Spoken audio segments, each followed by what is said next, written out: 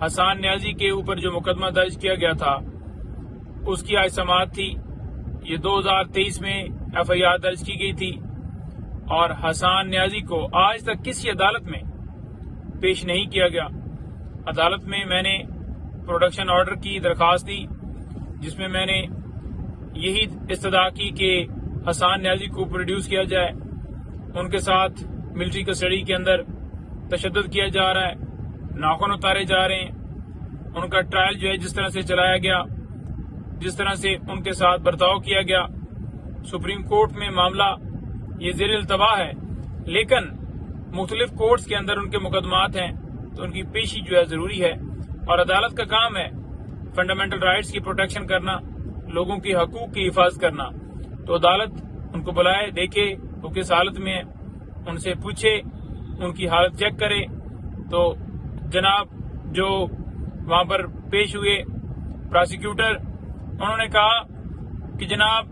ان کی صحت بالکل جو ہے اس حوالے سے ایک رپورٹ جو ہے وہ ہم نے لگائی ہوئی ہے. تو رپورٹ جب دیکھی تو اب کی تو نہیں تھی, وہ پتہ نہیں کب کی بنائی ہوئی ہے. اور میں نے عدالت کو یہ بھی بتایا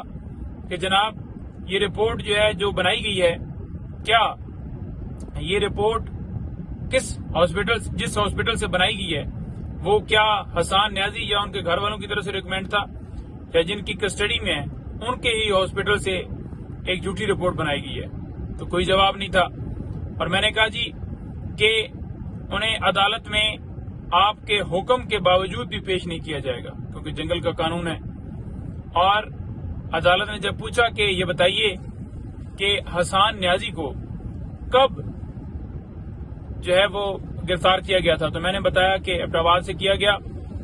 اور اس سے پہلے انہوں نے کہا کہ یہ ایف آئی آر تو سے پہلے کیا. میں نے کہا جی بالکل. اور حسان نیازی یہ نہیں تھا کہ اس کیس کے اندر جان بوجھ کر پیش نہیں ہوا یا اس کیس کے اندر کسی جگہ پہ حاضر نہیں ہوا, بلکہ ہوا یہ تھا کہ اس میں بیل ہوئی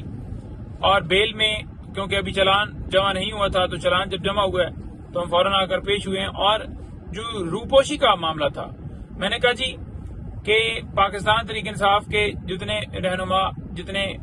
سپورٹرز, جو بھی جس کو بھی اٹھایا جاتا ہے اس کو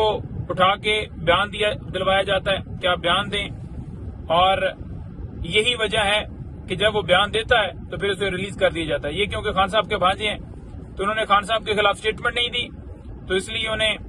جو ہے وہ زیر حراست رکھا ہے اور کوئی ان کی انفارمیشن نہیں. پہلے تو وکلاء سے ان کی فیملی سے ملاقات کرنے کی اجازت نہیں ہوتی تھی,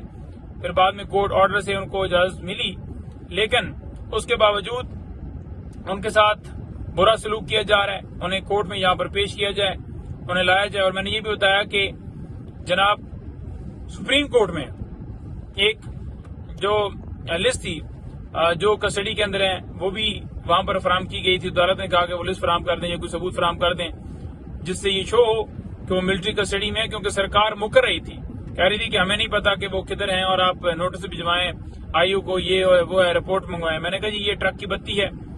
ٹرک کی بتی کے پیچھے لگانے والی بات ہے, اور آپ ان کو فی الفور اس عدالت کے اندر پیش کرنے کا حکم جاری کریں, اور اگر آپ کا حکم نہیں مانا جاتا تو پھر اس کے اوپر ایکشن لیں. یہ آپ کا جو ہے حق ہے, آپ کا فرض ہے کہ اپنے حکم کی تکمیل کروانا, اور جو آپ کا حکم کی پامالی کرے پھر اس کے خلاف بھی ایکشن لیا جائے. اچھا, اس کے ساتھ ساتھ آج وہ تو چلے ڈیٹ جو ہے اس میں 8 تاریخ کے لیے ڈال دی گئی ہے, اور 8 تاریخ کو جو ہے اس کے اندر انہوں نے کہا کہ ہم آرڈر پاس کریں گے اور ہم ان کو جو ریلیونٹ جو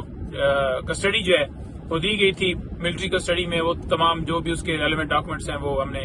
عدالت میں فراہم کر دی ہیں. اب دیکھیں آج اسلام آباد ہائی کورٹ میں ایک پٹیشن کے اوپر سماعت تھی جس میں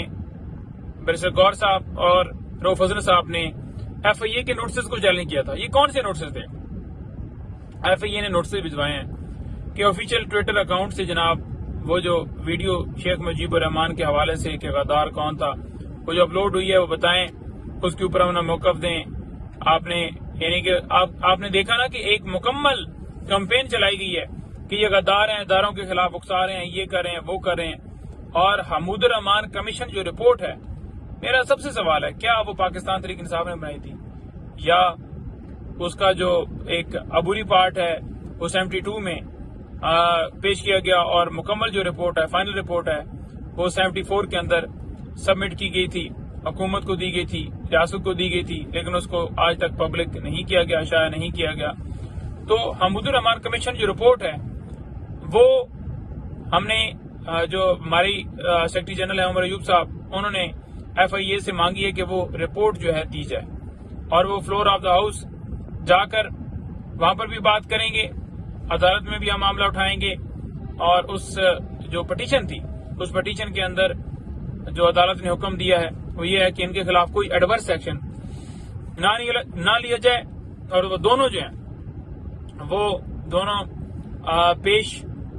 ہوئے ہیں FIA میں، اور جو سوالات جو ہیں بیرسٹر غور صاحب سے اور رؤفت صاحب سے انہوں نے پوچھنے تھے وہ پوچھے ہیں، اور یہ اسلام آباد ہائی کورٹ کے اندر کیس تھا۔ اس کے علاوہ آج کی مزید کیسز کی تفصیلات تو نہیں، ایک کنٹمپٹ آف کورٹ وہ بھی چل رہی ہے، اور دیگر کیسز جو ہیں وہ چل رہے ہیں۔ وہ کنٹمپٹ آف کورٹ فیصل واڈا کے اوپر ہے، اب دیکھتے ہیں کہ اس کے اندر عدالت کس حد تک جو ہے اپنا حکم منواتی ہے۔ لیکن میں آپ کو یہ ضرور کہنا چاہوں گا کہ خان صاحب اس وقت عدت کیس کے اندر پابند سلاسل ہے۔ تو ہم اپنی عدالتوں سے بار بار استدعا کرتے ہیں کہ فیئر ٹرائل ہر ایک کا حق ہے۔ ان کے اس وقت جب فیصلہ آنا تھا، اس وقت جناب سماعت جو ہے آپ نے دیکھا کہ کس طرح سے جج